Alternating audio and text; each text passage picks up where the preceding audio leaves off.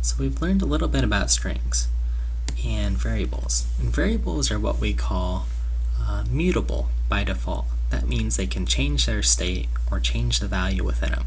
And every time we change their value, such as in line 10, where we reassign name to new value, that's what's known as a side effect.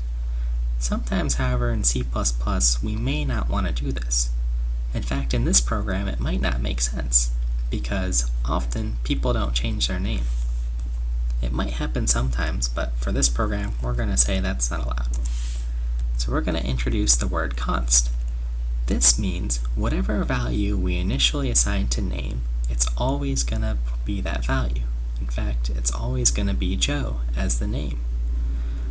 Now, what this means is, if we try to compile and run this program, so we're going to save our changes, compile, looks like we got some errors here. And what's C++ telling us? It's telling us that the name equal to Mike here is causing a problem. That's because of the const word that we used. We're not allowed to do this reassignment here. So let's fix that program. Let's go ahead and comment out this line. So if we save, compile, and run it, now it will work. Hello Joe, how are you Joe? And now our program is also more correct for what we've specified.